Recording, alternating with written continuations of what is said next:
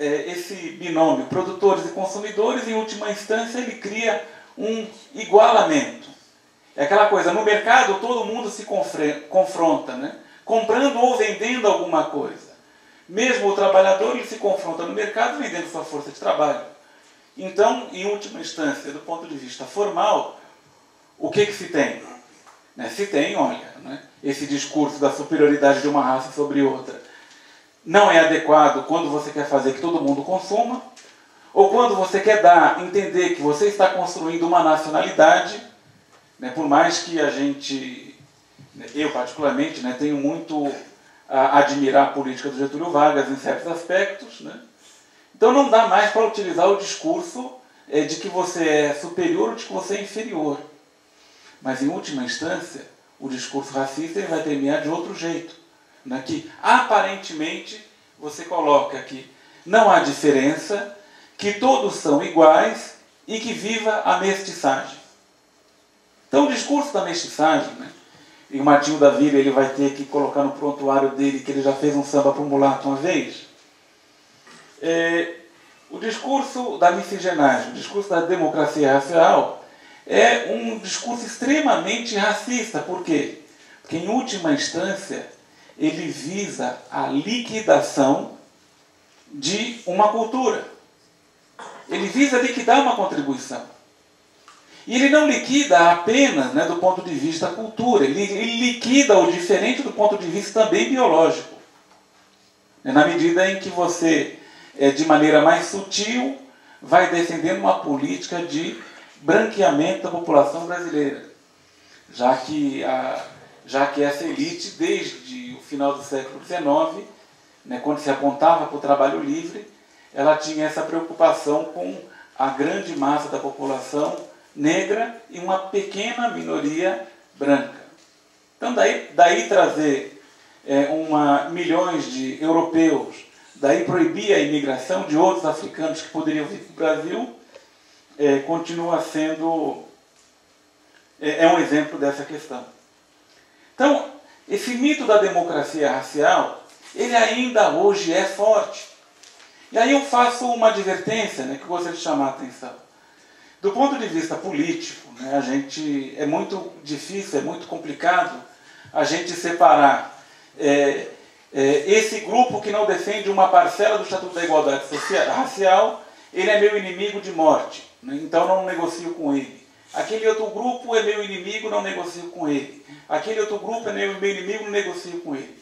Pelo contrário, eu imagino que a ação política ela tenha que buscar aqueles pontos de confluência e que, na medida em que avança o processo político, né, você vai separando para cada estação do trem, deixa um vagão para atingir esse objetivo. Mas esse discurso da democracia racial é o que está implícito quando a gente lê, por exemplo, as considerações do manifesto, né, que é assinado, abre aspas, né, por intelectuais de escola, né, como o professor Werneck Viana do IUPERJ, cineasta Celito Viana, Caetano Veloso e outras pessoas. Implicitamente se compra esse mito de democracia racial. No entanto, né, aí eu não vou ensinar o Padre Nosso, né, mas eu vou citar aqui a Emília Viotti da Costa, em que ela comenta, né, que esse discurso de democracia racial ele já foi liquidado, né, enquanto discurso nos anos 50. Né, professor Florestan Fernandes, Ottaviani, o mesmo Fernando Henrique Cardoso. Diz a professora Emília Viotti da Costa, esses cientistas, né, esses que eu falei, Cardoso, Iane e Fernandes, acumularam uma nova quantidade de evidências de que os brancos no Brasil foram preconceituosos e de que os negros, apesar de não terem sido legalmente discriminados, foram natural e informalmente segregados. A maioria da população negra permaneceu numa posição subalterna, sem nenhuma chance de ascender na escala social. As possibilidades de mobilidade social foram severamente limitadas aos negros e sempre que eles competiram com os brancos foram discriminados.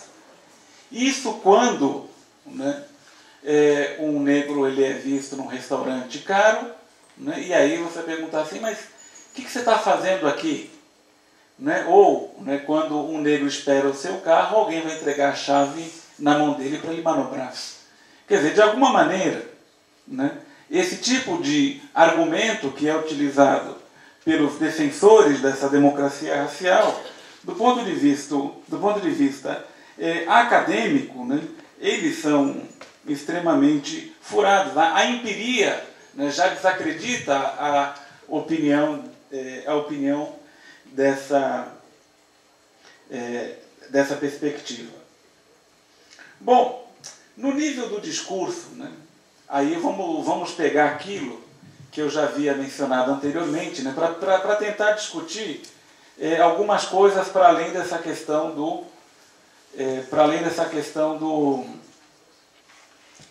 da lógica de democracia racial.